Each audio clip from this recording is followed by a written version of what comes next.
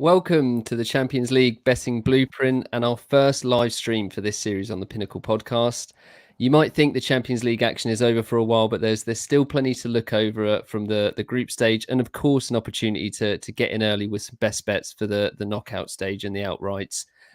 Joining me today is a familiar voice for Pinnacle podcast listeners, Jake Osgathorpe from Infogol, and alongside him or just below him on the stream is another esteemed soccer expert. It's Andrew Beasley. Jake, I'll start with you. How are things going?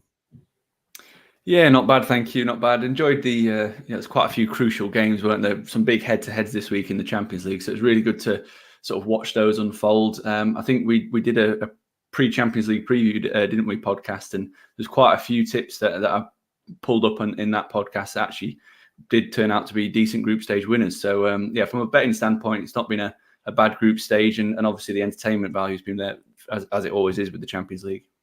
No pressure. We'll be expecting more of the same for the knockout stages as well.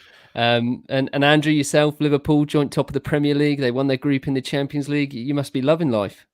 Yeah, it's all good, especially considering all the injuries they're having to contend with at the moment. Sort of used to them sort of squeaking through in the last group game in recent years. So it was quite nice for them to actually have a dead rubber. But even though it was, you end up taking it far too seriously anyway, sort of, shouting at the VAR, pretty standard. But they're doing incredibly well, all things considered at the moment. Yeah, definitely.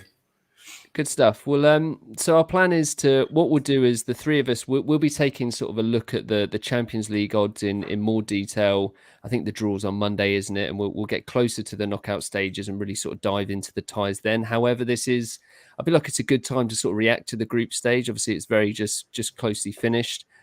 We can analyse sort of how some of the teams have performed, look at the outrights and compare that maybe to before the competition began. We've obviously seen a few surprises, and we'll get onto some of the big teams that have missed out. But I think it's best just to kick off group by group. How does that sound to you guys? Is that all good? Yeah, that's all good. Good stuff. So we got Group A, and I mean it looks pretty straightforward according to the group. And I think Jake, one of the ones we spoke about was Bayern Munich's over/under points total, and the fact that they were likely to dominate. It seems very much sort of plain sailing. Atletico maybe a little bit more of a struggle than people would have thought. How did you think this group went down? Pretty much as expected, to be honest. I think we like you said on the podcast, we did think the points total for Bayern Munich was high in the group. If I remember, it was about 14.5 or maybe 15. But we did say that it's highly likely that Bayern Munich would probably win all 5 of the matches apart from the game at the Wanda against Atletico, and that's exactly how it turned out. And they have every team at this current stage has had a really tough schedule in terms of fixture congestion.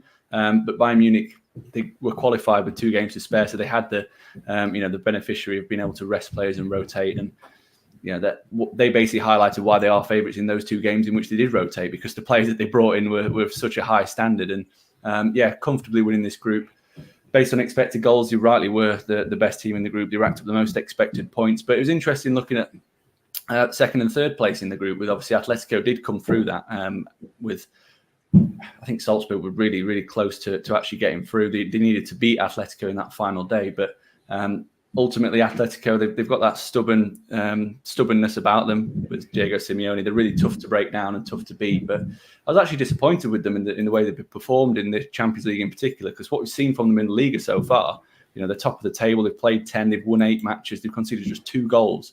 They didn't look as dominant in this competition as they have done domestically. And based on expected points, Salzburg were actually unfortunate not to progress behind Bayern Munich. They racked up 9.5 expected points, getting the better of Atletico Madrid on expected goals in that game on getting match day 6. But ultimately, they've got a way of doing it, Atletico Madrid, and they're a team that they are a team that no one will want to face in this next round. And Andrew, I mean, it's not nice to maybe start with a group with so little talking points or sort of controversy around it. But was there any sort of key takeaways from this group for you, apart from the fact of how good Bayern Munich are? Yeah, well, I think Jake sort of mentioned it there, but I think Salzburg were certainly better than their results suggested. I know on the 538 expected goals, when they lost 3-1 at Bayern, the actual XG score was 3.1 to 1.6 in their favour. So, I mean, that's pretty impressive. There won't be many teams do that to Bayern on their own patch. So I think, Salzburg are one of those teams. I think they could be worth a look in the Europa League, possibly, whether we'll get onto that later. But I think they're one of the better third-placed teams. And as Jake said, perhaps a little unfortunate not to go through. Yeah, I think there's certainly a few teams down in that third spot that we can look ahead to sort of Europa League-wise towards the end of the show. But Group B, perhaps a little bit more interesting to talk about. And another one, Jake, we sort of spoke about Real Madrid, but before the group stage, the fact that they are very much a different squad for this year's competition. They always seem to find a way to do it in the Champions League. I think this group on the last sort of round of fixtures, anyone could have finished bottom and anyone could have finished top going into it. Andrew, what did you make of Real Madrid and looking at Inter Milan as well? Were they a disappointment for you? Yeah, I mean, Inter Milan were probably predicted to qualify and ended up finishing, obviously, bottom of the group. They had issues at both ends of the pitch. They expected goal difference of plus 3.1, but they actually ended up with -2. So they should have done a lot better than they did. I mean, their game in Shakhtar, the XG was 2.0 for them, 0.1 for Shakhtar. And then it was 1.7 versus 0.4 at home the other night, and both ended in 0-0 draws. So against Shakhtar, they had 3.7 XG, only conceded 0.5, but ended up with a pair of 0-0 draws, and that's basically what cost them. Shakhtar did massively sort of overachieve. I wouldn't be picking them out for the Europa League. As for Real Madrid, I mean, it's sort of almost similar, although not they play the same, but similar to Atletico in that they just sort of seem to get through. It doesn't matter how sort of badly they start or whatever, they've got through the group stage every single time, and they'll probably, get through the next round as well, I would have thought. Yeah, Jake, it looks like, certainly according to what we can see on Infogol, that Inter Milan deserve to go through on the figures over the group as a whole. Is that the case when you look at individual matches and they were just really unlucky? Yeah, exactly that. Andrew said there, the games against Shakhtar were the ones that cost them. 2-0 draws in games in which they created bundles of chances and just failed to take them. Ultimately led to the downfall. And they'll be disappointed, but I think that Conte will be quietly pleased that he didn't finish third in this group and drop into the Europa League, because that means that they've got a real, can they put a real challenge together for the Serie A title that looks wide open this season. So, although they did get to the final of the competition last season, I think they'll be happy that they didn't drop into the Europa League. And like Andrew was saying about Real Madrid, very functional at the moment as opposed to being breathtaking. It's not the same team that we saw win a hat-trick of titles back to back in the Champions League. They're very much in that Atletico Madrid mold of looking to be solid defensively first, as opposed to being a really strong creative force. And we saw that especially in the games against Shakhtar, where, funnily enough, they lost both of those games against Shakhtar, but yet the team that finished second, Borussia Mönchengladbach, I think they beat them 11-0 on aggregate over 2 matches. Just shows you how random this group was. I think Real Madrid would have been much more comfortable had they potentially not taken that first Shakhtar game a little bit. Shakhtar obviously had quite a few cases of coronavirus in the squad that meant they played a second string. And I think that led to Zidane resting a few of his players. I think they might have played El Clasico the weekend after or something along those lines. And they got rested for the Liga. And that obviously cost them a 3-2 defeat at home. But to me, none of the teams that are coming out of this group are going to really threaten winning the competition. I don't think they're at that standard. Borussia Mönchengladbach, they looked good on the counter-attacking in matches against Inter and Real Madrid, but that last game against Real Madrid, they were so poor. Like, all they had to do was go there and get a point, and they'd be sure of qualifying. But they really did struggle to create any good chances and look very vulnerable. So I don't think that they'll scare anybody. The same with this Real Madrid team. I know they've got the history; they're the record winners of the Champions League, but this current team aren't scaring anyone. And you just look at the position in the Liga, the way they've been playing in the Liga, and I think that whoever draws them will fancy the chances of potentially taking a scalp. Yeah, just a quick word on Mönchengladbach. They did scrape it by the skin of their teeth. Is that a team, Andrew, like a team like Liverpool? Are you looking at them and thinking that would be a nice tie for you, do you think? Yeah, quite possibly. I think if you look at the sort of probabilities for the draw, they are the team that Liverpool are most likely to get. But then they're also the team that quite a few other teams are most likely to get. So, obviously they may or may not play Liverpool. But yeah, I think they definitely sort of overachieved based on their stats in the group stage. So you would probably sort of prefer them to Atletico or Barcelona or whatever. And obviously they're quite inexperienced at this level as well, which would probably go in favour of whoever draws them, the sort of more established teams who won their groups. All right, then we'll move ourselves on to Group C, and this one I think was very much geared towards Manchester City qualifying, and it's pretty much the best of the rest, and that is exactly what happened. I think maybe a bit of credit to Porto; they were a lot better than the best of the rest in this one. City and I mean, it's a regular thing now in Premier League Insights, Jake. When we have our weekly chats, the defensive process has very much improved. I don't know if this is a typo on the Infogol website, but 1.7 expected goals against over 6 games. It's 0.28 xG against per game. I think the next best in the competition is Chelsea, which is kind of around 5 expected goals in the group game. How impressed have you been with them, Jake? And is this finally the season that they kind of go further in the competition and maybe win the whole thing? Yeah, I mean, you'd look at those stats and suggest probably yes, but then you look at the group in which they've come out of, and they obviously yet to be tested. It seems to be a regular theme with Manchester City that they get really kind draws in these Champions League group stages. I think for the last 3 or 4 years before this, they ended up with Shakhtar Donetsk in their group and they hammered them pretty much every time they played them.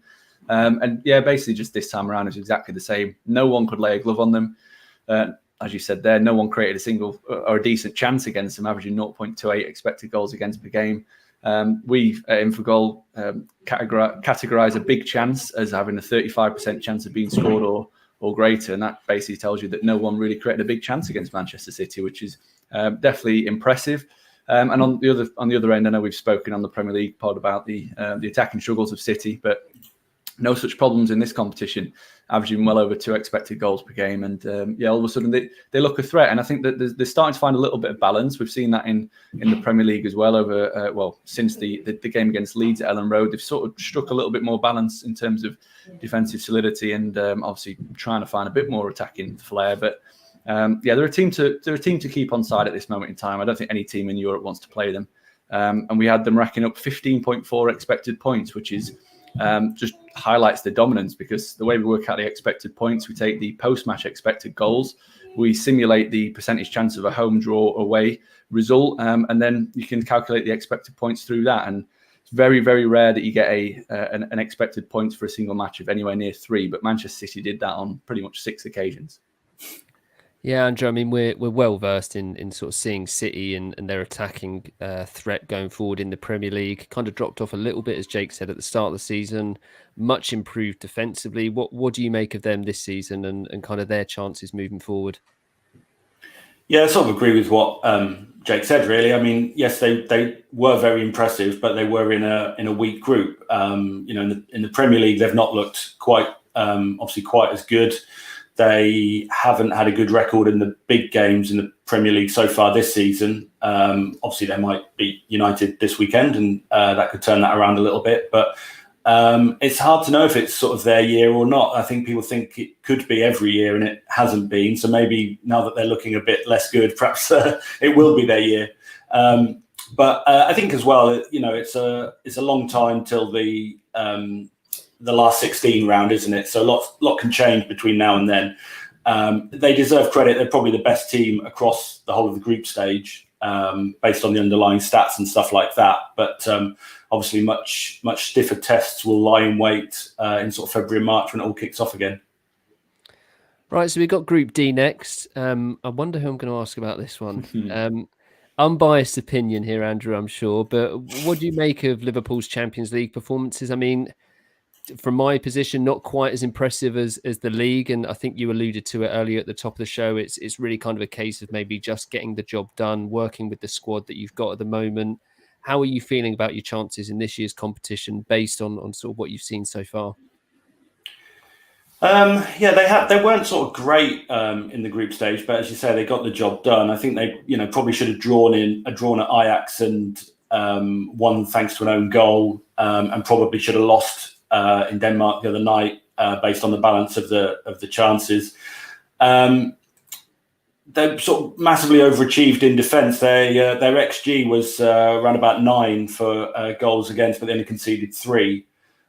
So they sort of did well there, or were they lucky? I guess it's to be decided. But Kelleher certainly did all right. Young lad come in goal, he did all right. So it's hard to know. Obviously, the injury situation is bad at the moment. Obviously, a lot of the players will hopefully have come back by the time it kicks off again. But Virgil van Dijk and Joe Gomez may not have done, and I'm not sure how far Liverpool can go with their sort of Joel Matip and stand-in centre-back Fabinho and stuff like that. They are doing very well, but whether they can go all the way in the Champions League with guys like that, I'm not sure. But yeah, we'll have to wait and see. I think they did what they had to do, but nothing more aside from the 5-0 win in Atalanta. That aside, they just sort of trudged through a little bit, but that's all right.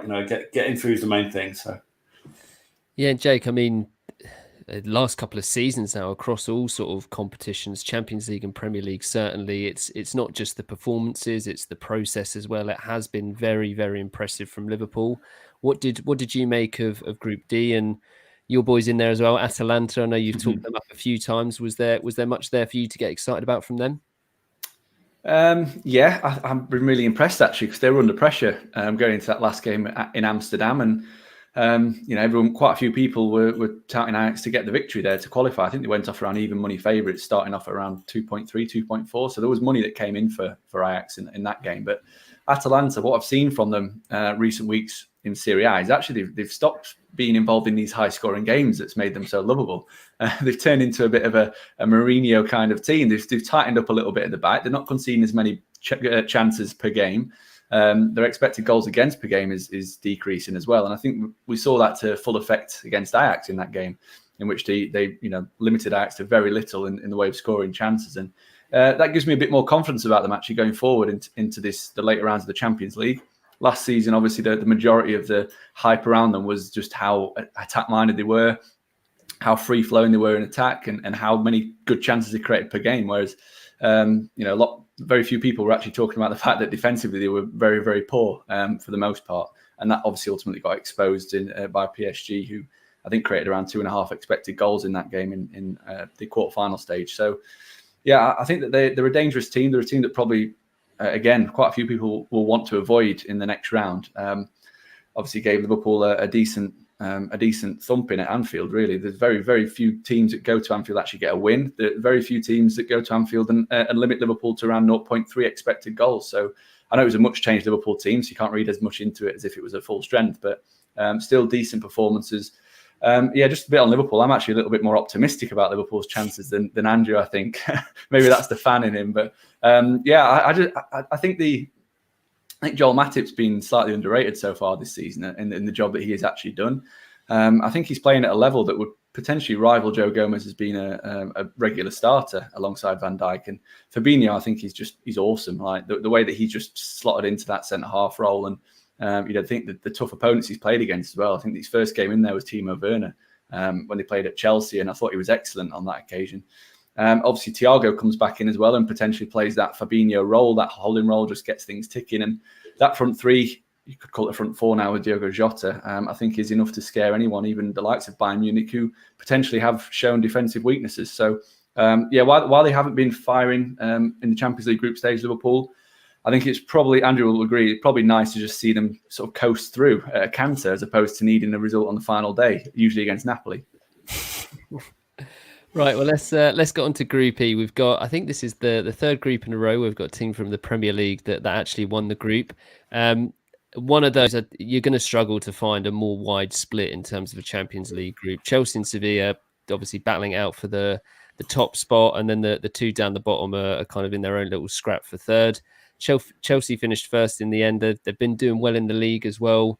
We've talked about it quite extensively on our Premier League podcast, Jake. So, Andrew, I'd be interested to get your opinion or insights in terms of how Chelsea have performed this season. Are they the real deal? Are they capable, I guess, in the Premier League, breaching that bracket to Liverpool and Manchester City, and in the Champions League, kind of continuing the journey as well? Yeah, I think they possibly could do that. Yeah, they've obviously tightened up the defence very well, and generally, still scoring goals and things like that. I think their 0-0 draw with Seville in the home game was sort of deserved. I think they probably deserved to win the other games in the group. Sort of worthy winners. And yeah, in the Premier League, I mean, it looks like they could definitely go a long way. I think they've had a relatively kind fixture list so far, is perhaps the only thing. Probably need to pick up some big wins. They drew with United, they drew with Tottenham recently, and lost to Liverpool. I have to get that in there. So they perhaps need to improve their record in the big games. But they should win the majority of their games against some of the smaller sides in the division. So I think they're definitely capable of having a good run in both competitions. Well, it's an interesting point there. I think you bring up about when they played the elite in the Premier League, they've actually drawn a couple, lost to Liverpool, as you said, and they're the kind of games that they're going to be playing later on in the competition. So, Jake, I mean, a good group stage, but where do you think they're going to be moving forward? I think I'd be surprised if they got past the quarterfinal stage, this Chelsea team. I think they've got the squad. I think they've probably got one of the better squads in the entire Champions League, to be honest. I think they've got depth in every single position. But I'm not too sure on Frank Lampard and whether he's tactically capable of out-coaching some of these really, really top managers. I think, just looking at those matches that you've highlighted there, the thing that springs to my mind is that Chelsea are yet to score against big teams this season. Drew a blank against Liverpool. Obviously, they missed a penalty in that game, which could have seen that little stat null and void. But goalless draw against Man United. I think they racked up 0.2 expected goals in that game, and against Spurs, I think it was about 0.8. So they're not creating big chances in those matches. Not creating enough. They're not playing on the front foot as much as I would like to see them against bigger and better teams. But yeah, they've got the players there to have a decent run. It's just whether they can be coached and set up tactically well enough to actually cause a bit of an upset, because what happened last season against Bayern Munich, they just got absolutely thumped from minute one at Stamford Bridge, and I think it ended up being, was it 7-1 on aggregate, something like that? Could have probably been 10. But yeah, they're making good strides, and they're improving in the right direction defensively. But as we've spoke about again on the Premier League podcast, in attack, while they are scoring at a really decent rate, their actual underlying process in attack isn't quite at the standard of last year, which is a little bit surprising. But the more clinical finishers that they have brought in seem to be bridging that gap, and whether that is sustainable over a long period remains to be seen. But positives for Chelsea, absolutely. Topping this group was a massive bonus. It means that they get a much kinder draw potentially in the next round. But again, same as Manchester City, it was a pretty straightforward group on paper. We expect them to qualify, and it was just between Chelsea and Sevilla as to who came out top. Right, well, Group F is, this one was pretty comfortable for Dortmund in the end, I think. Lazio, I think they had a decent group stage campaign as well. They're actually unbeaten, 4 draws for them, 2 wins. Looking at overall process, both of them really deserved to qualify. It was obviously between Lazio and Bruges in the end, and I think the last game was a draw, but Lazio really sort of deserved to win that, so I don't think Bruges can have any complaints anyway. Dortmund are one of those teams, Jake. They're young, they're exciting, they look decent. They're certainly doing well in the Bundesliga as well. What do you make of their performances here, and how far can they go, do you think? Yeah, I'm going to sort of use the copy and paste button from what I said about Frank Lampard. I'm not convinced about Lucien Favre as their coach. He's a perennial overperformer. Even when he was at Nice, the underlying numbers were shocking compared to the actual results. That was the same again against for Dortmund last season. Especially in the Bundesliga, they pushed Bayern Munich really, really close in terms of the title race, but the underlying numbers were around 4th best in the Bundesliga, and it's sort of the same this time around. I've not really been that impressed. They're dropping points against lesser opposition in the league, and again, it's a pretty.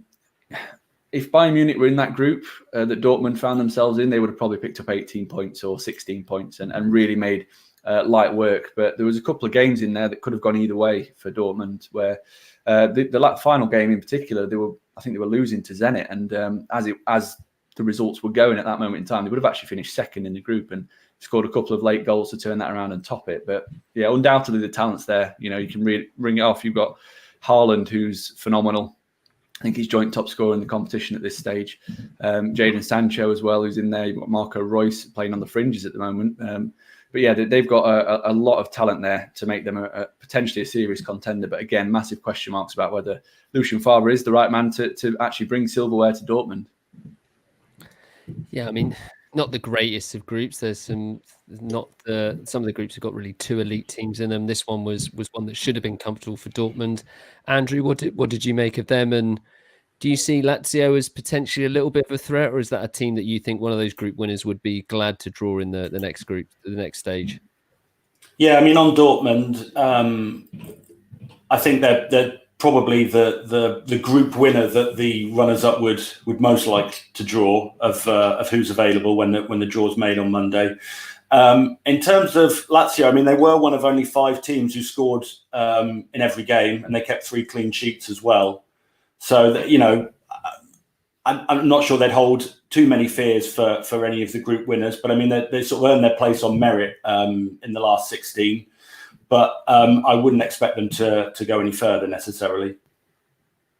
All right, then we'll move ourselves on to Group G, and I think I said for Group E, you'll struggle to find a group as split as it was, and this is pretty much what we see here, even more so with Juventus and Barcelona. Both of them got 15 points. You then got Kiev and Frank Vossi. I think Kiev, their only win came against them, but interesting one here. Barcelona have got more points in 6 Champions League games than they have in 12 La Liga fixtures this season. I don't know whether that's a good or a bad thing. Andrew, what do you think of them and maybe the sort of decline we've seen from them, certainly this season and sort of towards the tail end of last season as well?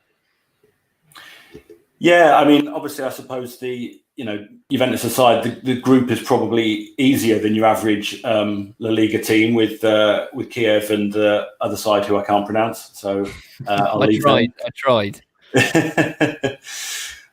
Yeah, I mean, obviously they are in decline, aren't they? I mean, I was looking on FBref.com earlier, and Messi was the biggest underachiever in terms of XG versus goals scored, at least on their model, of all the players in the group stage. So, they possibly he could have done better than he did. I think they were probably a bit unlucky to finish second. I think they were the better team than Juventus in their group, but obviously that could cost them now with a tough matchup. Their most likely opponent is apparently Bayern Munich. So if that were to come out, to see it, yeah. I mean, that'd be a great tie, but I don't think it does their chances any favors of sort of going any further. Obviously, that's just who they might get. But as I think we were saying earlier, that all their games are potential opponents are tricky. I mean, maybe Dortmund, I'm sure they'd probably prefer out who's available. But they don't look that well equipped to go too far in the tournament this season. But I guess if you've got Messi, you've always got half a chance, haven't you? You mentioned there about his underperforming, Jake. I think if you take 100,000 shots or whatever it was against Juventus that he had, you're bound to underperform your XG.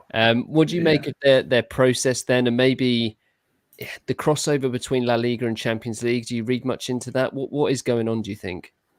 I just think they're a bad team, to put it simply. I don't think they get the respect. The market gives them respect based on name and the fact that they've got Messi. If they were called Frank Rossi, then no one would be giving them a hope in hell of winning this Champions League, especially on what we saw last season and at the start of this season, both domestically and in the Champions League. The way in which they capitulated against Juventus in that final game, as we've just discussed, the potential opponents for Barcelona now is extremely difficult compared to what it could have been had they not lost 3-0 at the Nou Camp against Juventus. And based on our expected points, we had Barcelona collecting the most, but that's because they beat Kiev and Ferencvárosi so much more comfortable than Juventus did. Whereas when it came to those two head-to-head matches, Barcelona were by far and away the best team in Turin, and then Juventus racked up over 3 expected goals at the Camp Nou, and ultimately that's what settled this group in terms of group winners. So yeah, you've got the old lady and the old man pretty much. They're living off past glories. I don't give either of these two teams much of a chance. Juventus are another team, new manager in there with Andrea Pirlo.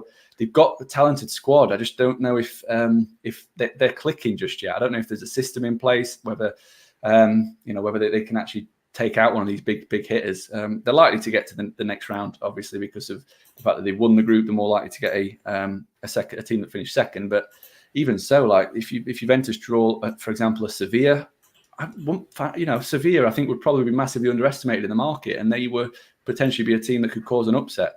The same as potentially Borussia Mönchengladbach, who would offer a bit of a counter-attacking threat to Juventus's slow back line. And the last thing that Juventus want to do is draw Atletico Madrid. I think that would be the nail in their coffin for the competition, because they've not got a very good record against them recently. Although Cristiano Ronaldo does enjoy a game against Atletico. I think you just dropped Ferenc Varossi in there to show me and Andrew up and show that you twice. Right, last one we've got then is Group H, and probably the one with the most talking points coming out of it. And some Manchester United fans might say they were unlucky. Ultimately, it was probably a game and a half that really cost them. The one against Istanbul Başakşehir, that terrible performance and that comedic opening goal that felt like it was scored in kind of the 90th minute. And then obviously the first half against Leipzig as well.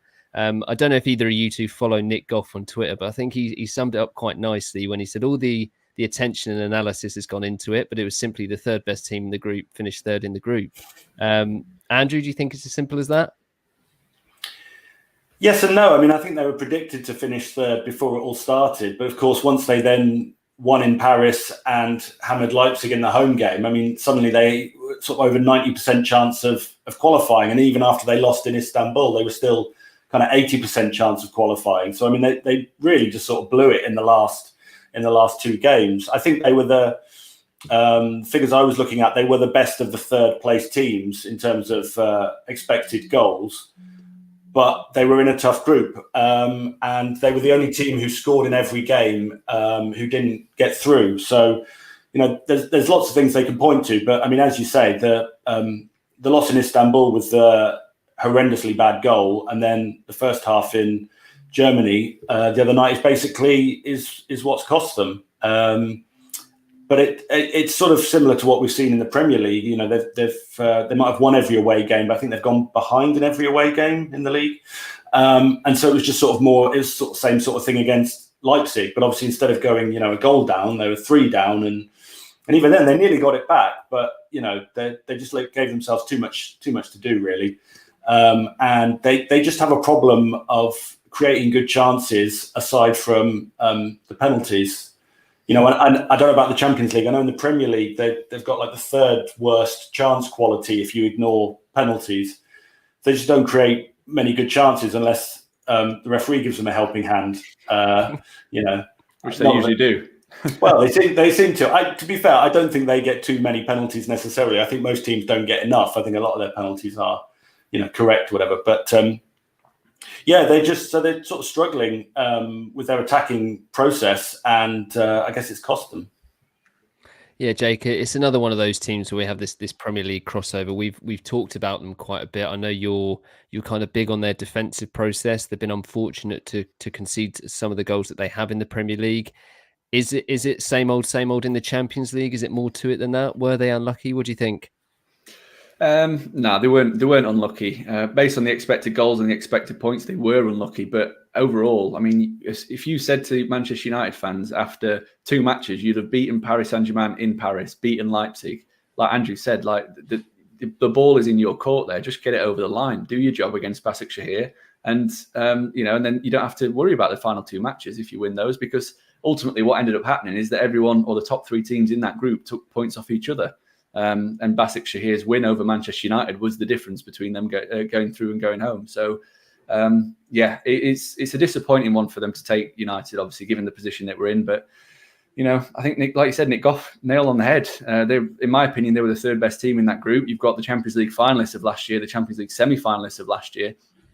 In my book, anyway, the second best team in Germany, and the best team in France, and probably the 4th best team in England. If you want to go that far, maybe the 5th best at the moment. But I think that they'll be disappointed, obviously, and I just worry about them really for the long term. We talk about it a lot in the Premier League podcast, the fact that they are slow starters. I just wonder if maybe that's something to do with Ole Gunnar Solskjaer. Maybe he doesn't get his system right at the start of matches, and his in-game management's actually okay, because you look at some of the subs that he's made that have made an impact in recent weeks. He seems to get that right quite a lot, and he gets quite a lot of plaudits for that. But maybe he's just not setting them up very well to start matches. It definitely was the case against Leipzig. But yeah, I always find them quite tricky, though.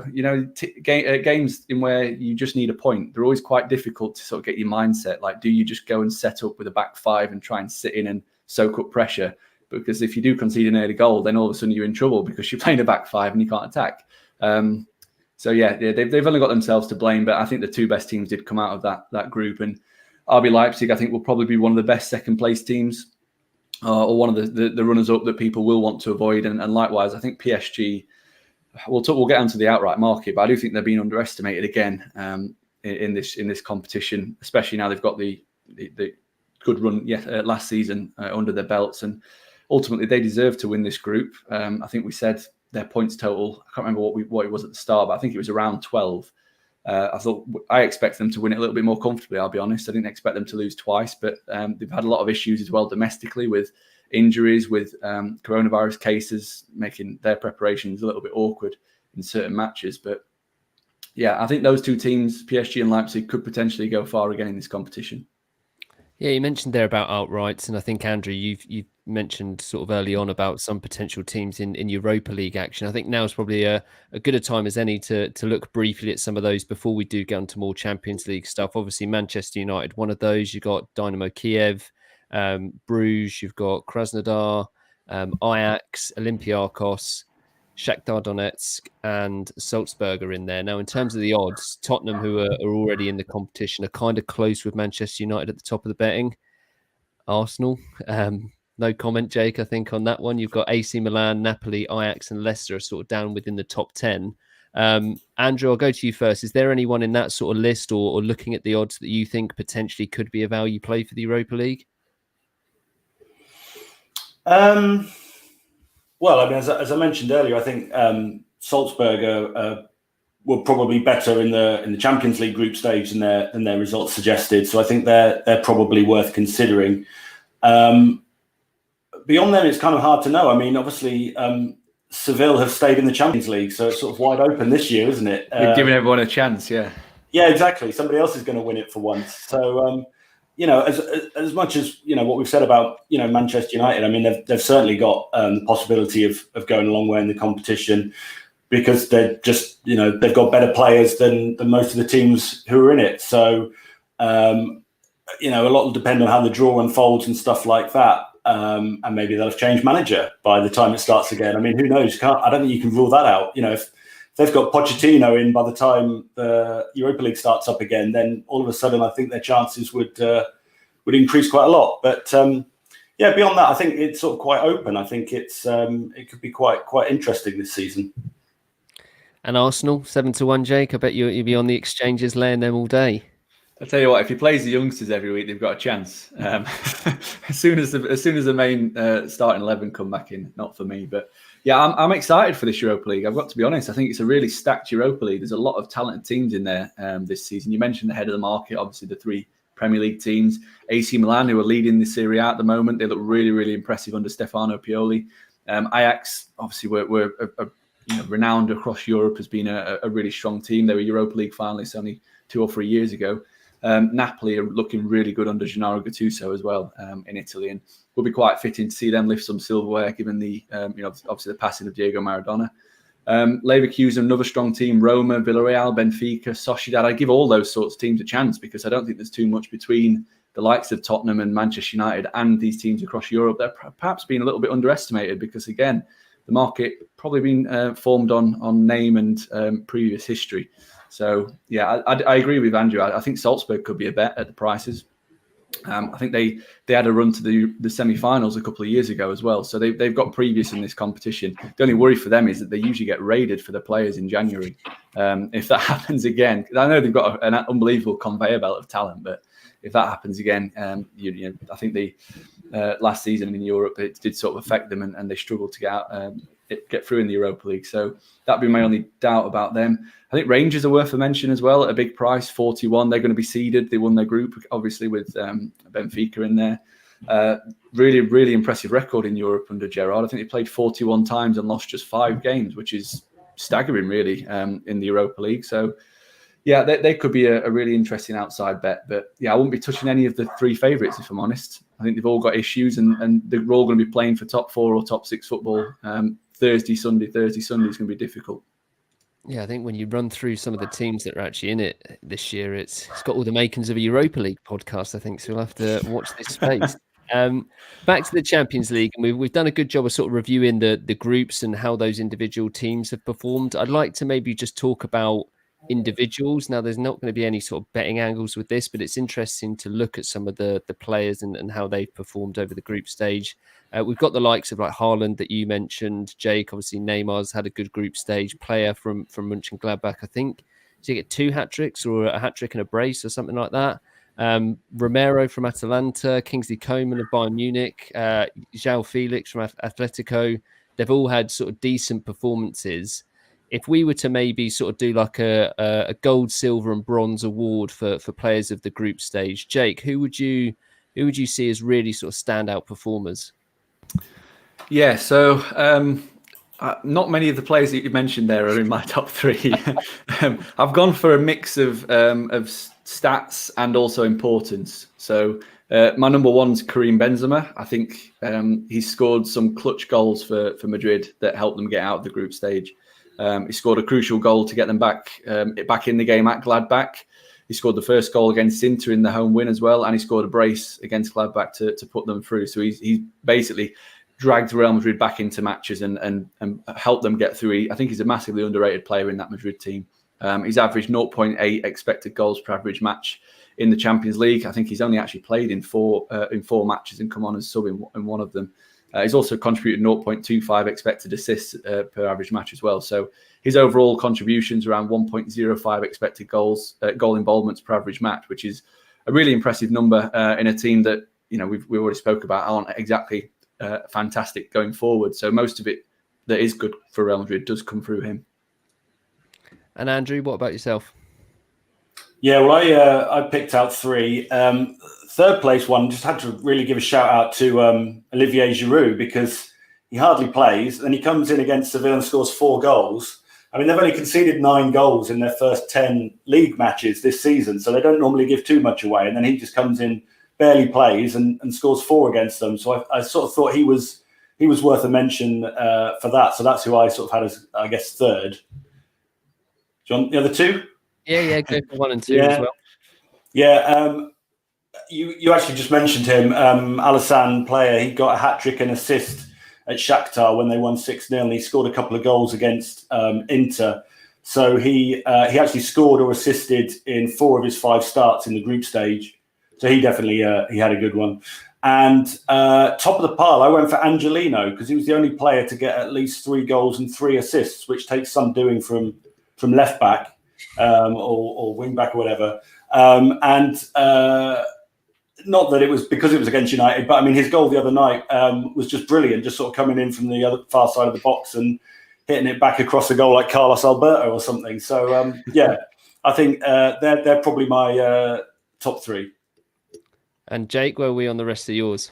Yeah, so I got Benzema as 1. Number 2, I'd got Kingsley Coleman. I think he's been exceptional. Yeah, he's only actually played in 4 matches in the Champions League, the first 4 games for Bayern Munich. And obviously those 4 matches, they had the group wrapped up. He scored 3 times and assisted twice in those 4 matches. So his involvement in terms of expected goals around 1.03 expected goal involvements per average match, which is really impressive number. And then he just afforded to rest after that, which is very nice for him. Diogo Jotte, I got a number 3 as well, just because I think he only played in 4 matches, but he scored a couple of crucial goals. I think the hat-trick to Atalanta springs to mind, obviously, but he scored the opener against Midtjylland as well, which was a game in which Liverpool were actually struggling to create. And as soon as that goal went in, it opened the game up a little bit more and allowed Liverpool to sort of, again, kick on and get the 3 points. And ultimately, he helped them get that 3 points. And obviously, the hat-trick in Atalanta put them on 9 points and pretty much through at that point. So, I think that it's again, like I said, I went for a mix of stats and importance, and I ended up on those 3. Yeah, I think Kingsley Coleman impressing after 4 games. I think he only needs 4 games to win a trophy, doesn't he? His average is it's bonkers. Right, let's get on to, as I said right at the very top of the show, we have got the group stage coming, the knockout stage draw coming up next week. And obviously we don't know at the time that we're running this stream. But odds are available for the outrights and kind of on the basis that they may well change judging by or after some of the draws. We've mentioned some of the big teams in there that group winners can draw, and it's essentially banded at the top of the market in terms of the odds. You've got Bayern Munich at 3.75, Man City a 5.0 or 4-1, Liverpool 6-1, and then PSG maybe just sneak into that top bracket as well at 10-1. Andrew, your boys are in there. They're given around a 14% chance of winning it at their odds of 6-1. Do you think that's fair, or is the eye drawn to one of the other three teams in that top four? I think that's sort of probably fair. I mean, we talked a little earlier when I sort of played down their chances and Jake talked them up a bit. Yeah, I mean, I think they're obviously they should get close, really, if the players largely come back from injury, as I said earlier. I mean, it sort of seems too obvious to go for the favourite, but it is quite hard to look past Bayern as things stand. I think, did they win every single game they played in the competition last year? Something like that. And anybody who beats them will have to do it the hard way and will probably go on and win the tournament, I think. So Liverpool have got a chance. I mean, obviously any of those teams have, but as boring as it is to just pick the favourite, but I think they're deservedly so, and will certainly take some stopping. And Jake, I think you mentioned a couple of times about PSG, sort of 10-1 there or thereabouts, 9% chance of winning it outright at this stage. Maybe talk to us a little bit more about why you have them there, or they could be underrated. Yeah, they would have won it last year had they not run into the best team in Europe, effectively. If Bayern had found a way of getting knocked out in that build-up, I firmly believe PSG were the second best team in that competition, and their underlying process stacked up against that. And so far this season, I've not seen anything to sort of discourage me from that. If anything, a little bit stronger this time around, because they've made a couple of interesting signings. They bulked the squad up a little bit. Obviously, Edinson Cavani's left, but they brought in Moise Kean, who's been really, really impressive domestically when he has played. And I think he played in Leipzig as well, and he was fantastic in that game in the first half. So I like what they've done. They've strengthened strengths, and they've also strengthened weakness areas, which was for me in any way the holding midfield role, where I think if Marco Verratti is out, then they're struggling. But they brought in a couple of players there. Danilo Pereira from Porto's Portuguese international is very solid. Has been dropping into centre half as well to help out there. So I like the way that the squad's shaping up. I think Thomas Tuchel is a good enough manager to win this competition. I think he's got enough about him. And then you've got the front two, the big three actually, because Angel Di Maria probably doesn't get the respect he deserves in that PSG team. But yeah, Di Maria, Mbappe, Neymar, they can kill anyone at any point throughout this competition. But yeah, I agree with Andrew. I think Bayern Munich, that'd be where I'd be putting my money, to be honest. I still don't think there's a better team in Europe than Bayern Munich. And then you look at the potential draw for them. Porto, Atalanta, Sevilla, Lazio or Barcelona. I would imagine they could probably beat all of them by an aggregate of 8-0 and no one would bat an eyelid. So they're the favourites for me. I probably would have Liverpool second favourites ahead of Manchester City marginally. I think that Liverpool at this point in time are a slightly better team than Manchester City, even without Van Dijk in there.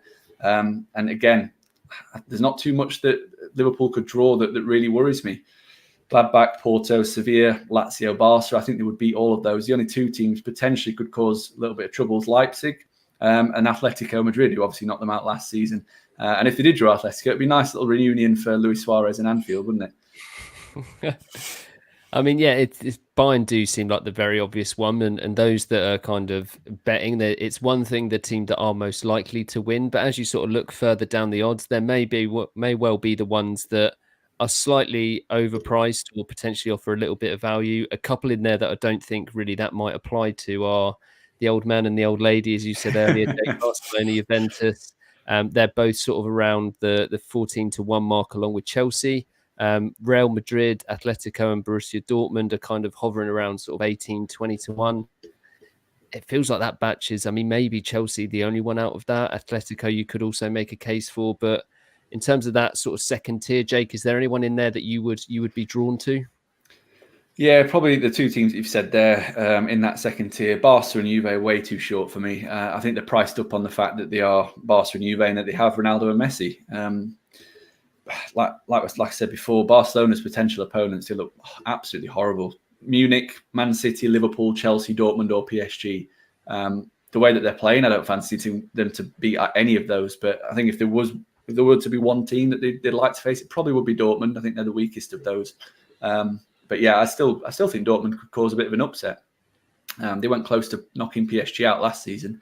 I think that young squad could really potentially hurt Barca. I think Juve should be a little bit shorter than Barca, in my opinion. I still think Juve are too short at around 14-1, but I would put them a little bit closer to the favourite, the four favourites as opposed to Barcelona, just purely because they've won the group and they're likely to have an easier draw in this next round. But yeah, Chelsea are definitely a team that catch the eye. I think that they have the potential to move or to shift in price and shorten. But like I said before, I don't think that this is their time to win it just yet. So I probably would swerve them. And then, yeah, Atletico Madrid, the only thing that put me off them is the fact that they are runners-up and they could have a really, really tough draw. The only teams that they can't draw are Real Madrid. So everyone else is fair game, which could end up seeing them pitted against... Oh, sorry, they can't draw Bayern Munich as well, which is obviously a massive plus, but they could see themselves pitted against any of the three English teams who would potentially be tough opponents. But yeah, at the prices, I think that they probably represent the best bet of the teams in that little cluster. Yeah, I think this one certainly for me is more about the question marks that hover over them rather than the positives that sort of jump out and might tempt you in. I mean, Andrew, I don't know, all of them are sort of in that 5 to 7% chance bracket of winning it. Previous history for some of them. Is there anything there for you that thinks maybe they are worth it? Well, I sort of tipped Real Madrid as a value bet last season when I think they were pretty much a similar price, and obviously they were quite easily knocked out by Man City after I did that. I think you can't overlook the experience that those teams have, and Atletico Madrid and things like that. I mean, I definitely agree that I don't think Barcelona or Juventus will do it. There's a strange thing about Juventus. They've not gone out in the semi-finals since '99 when they played Man United. They either get to the final and probably lose, or they go out quite early. So I go, maybe they're due a semi-final. But yeah, I'm not convinced they or Barcelona are going to go all the way. To be honest, of the sort of 5 or 6 we've grouped together, I think I'd pick probably Chelsea as the best of those potentially. But obviously a lot will depend not so much on the draw for the next round, but the quarterfinals and how it goes from there. But that's getting ahead of ourselves a little bit. Right, and then we've got sort of our third little bracket is 3 teams that fall within that: Leipzig, Atalanta, and Sevilla, sort of hovering around 30-40-1. We're getting into the realms of very lowly 2.5% chance of really doing it. But again, it's more a question of whether there's value there, potential trade out opportunity on some of these as the rounds go on. Jake, you've mentioned Leipzig. You talked about Atalanta last season a lot, I think, and they've still done pretty well this season. Sevilla, not in the Europa League, and they only get a 40-1 chance of winning this. What do you make of those ones? Yeah, I think the most likely team to do anything is probably Leipzig out of those. They obviously went on a really good run last season, got to the semi-finals, but although they can't draw Bayern Munich or Dortmund in this next round, that means that the chances of them drawing a Liverpool or a Manchester City obviously increase. So there is the potential for them coming up against another European juggernaut. Atalanta, again, I think the only team that they can't draw is obviously Liverpool and Juventus, so they could come up against likes of Manchester City, Bayern Munich, PSG. They played PSG hard last time when they played. Obviously, I think it was 2 very late goals that ended up seeing them knocked out. And I think they played Manchester City in the group stage last season, and although they got hammered at the Etihad, I think it was 5-0. I think the game actually, I think they were playing at the San Siro at the time, was a very, very competitive draw in which Atalanta really showed what they were capable of. So I don't think they'll be too scared of playing Man City, but if they could avoid them, I think they probably would like to. And then Sevilla, I don't think anyone wants to play Sevilla. They're such an awkward team. They're so adaptable to any game, to any personnel, to any system, that I think that they would probably be a team that would cause a few of the bigger teams some problems. Whoever draws Sevilla, I don't think it'll be an absolute blowout over 2 legs. I think it'll be a very tightly contested match. I know we've seen them lose 4-0 against Chelsea. That was a game in which they were already qualified. I wonder if there was maybe just a bit of complacency. I know they got a rookie keeper in there as well at the time. So, I think Sevilla have obviously got that knack in these kinds of competitions of grinding out results and qualifying, even when perhaps they maybe shouldn't. So, yeah. But again, I think the value of those three is probably Leipzig, because I think they are the best team out of those three by quite a way. Yeah, I'd certainly agree with you on that one, Andrew. What are your thoughts there? Leipzig, Atalanta, Sevilla. Is it the obvious draw to the Germans? Yeah, I think so. Not sort of too much I can add, really. I think I agree. Sevilla could be something of a dark horse, because they are used to doing well in Europe, albeit obviously the Europa League. But when you get to the latter stages of that, like last season, they put out Man United and they beat Inter Milan in the final and stuff like this. So I mean, they do end up playing Champions League sort of quality teams. By the time they get there, whether they can go that far in the Champions League, I'm not sure. But yeah, I think Leipzig are certainly the best team out of the bottom bracket. I think Mönchengladbach, whoever they get, I think it'll be entertaining. Whether they'll get through, but I think that could be one of the ties that's worth watching. But yeah, I'm not sure they'll get any further than this. And I think Porto are the outsiders, and I mean that seems sort of fair enough, although they did keep 5 clean sheets in the group stage, including one against Man City, although I think Man City had over 2 XG, so perhaps that was just more luck than anything else. But I would think Leipzig are the best of that group, but Sevilla could just spring a surprise, possibly. Yeah, Andrew just chucked in a couple of names there, Jake, that are sort of up to 100 to 1% chance or lower. They could be any price, really, I think. What do you think of Lazio, Mönchengladbach and Porto? Any danger of them progressing any further than round of 16? Probably not. I think the team that I would be more confident about that is probably Lazio. I think that there's quite a few people are underestimating them this season based on the way in which they capitulated to the back half of the last season's Serie A. But they've kept the squad together, and before the enforced break due to the pandemic, they were actually the second best team in Serie A based on expected points. So they were up there on merit, and then obviously they came back after the break and just couldn't find their rhythm.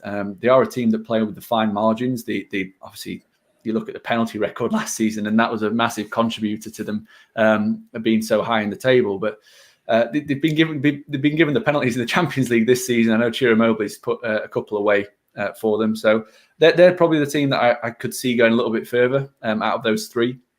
But yeah, I think Porto, they came out of the least competitive group. They only had to beat Olympiacos and Marseille, and we have Marseille as a bottom half team in our expected goals table in France. Olympiacos obviously play in the Greek league, which doesn't have a really good record in these competitions. So and then Gladbach, I think they are capable of beating anyone on the day. Especially, I think they've got some really good individual talent there. It's just about whether they can stand up defensively. That's the main issue for them. I think they're an exciting team to watch going forward, like Andrew said, but defensively they do look vulnerable. So I think Lazio are the more well-rounded team out of the three. Yeah, and I think as we kind of said a couple of times, a lot can change between now and when these games actually take place in the knockout stages. We've got a boatload of domestic action to kind of get through first. We've got the small matter of the draw as well. But I think we'll put a date in the diary. Us three we'll get back together again, and once we know what the round of 16 ties are, we'll then look through things then again. But Andrew, Jake, time is up for today. Thank you very much for coming on. Some great insight as always. So just want to say thank you, and obviously for the viewers and the listeners as well. Thanks for coming on. Cheers, Ben. Thank you. Cheers. And cheers for everyone for tuning in and listening. All the odds that we've talked about in terms of the outrights for the Champions League are available on pinnacle.com. Best of luck with any bets, and remember to please